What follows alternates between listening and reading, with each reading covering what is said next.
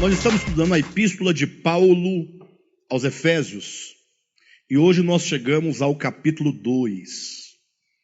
De acordo com a estrutura do texto, certamente nós entraremos hoje para uma segunda etapa dos nossos estudos.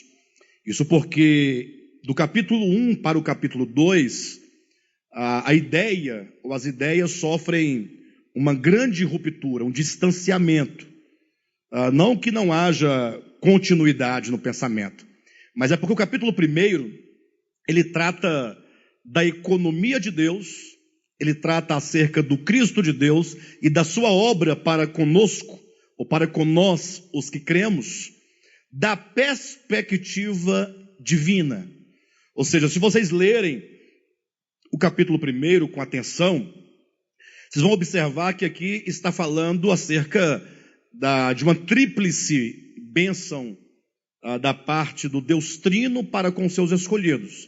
Já tratamos disso em mensagens anteriores, vocês percebem. A ideia é como se o apóstolo Paulo estivesse fazendo a narrativa dessa economia divina lá dos céus. Se ele estivesse lá, imagine que ele tivesse sido arrebatado, atenção para o verbo como eu estou colocando, como se ele tivesse, e de lá ele fizesse então essa leitura da economia de Deus. Os irmãos entendem? E de repente agora ele sai dos céus e vem para a terra, o capítulo 2. Ou seja, ele muda a perspectiva. Ele agora vai falar também da economia de Deus, vai falar dos mesmos pontos, ou da maioria dos pontos tratados no capítulo anterior, mas agora ele mudou a perspectiva, ele mudou o ponto de vista e de orientação em que ele fala. De modo que nós demos para o tema dessa mensagem o seguinte título, um salto do céu para a terra, da eternidade para o tempo.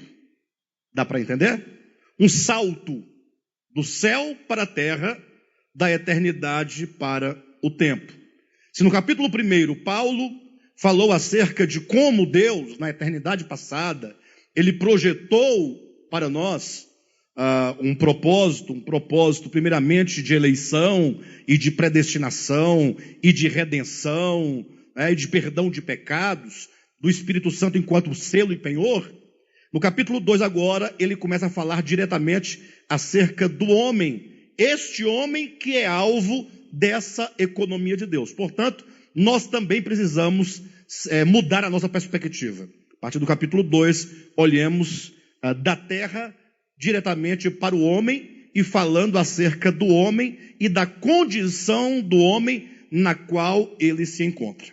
Por isso o capítulo 2 começa dizendo assim, vamos ler aqui alguns versículos e vamos fazendo a explanação aos poucos, Ele vos deu vida, estando vós mortos nos vossos delitos e pecados, nos quais andastes outrora, segundo o curso deste mundo, segundo o príncipe da potestade do ar, do espírito que agora atua nos filhos da desobediência, entre os quais também todos nós andamos outrora, segundo as inclinações da nossa carne, fazendo a vontade da carne e dos pensamentos, e éramos por natureza filhos da ira, como também os demais.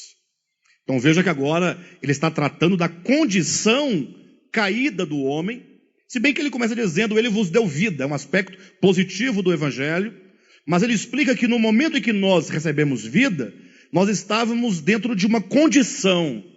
Portanto, o apóstolo Paulo, ele apresenta a condição dos homens, antes de receberem vida, e mesmo até o momento em que ele recebe vida da parte de Deus. Ou seja, esse receber vida, certamente ele vos deu vida, esse aqui é o ponto inicial da conversão de uma pessoa.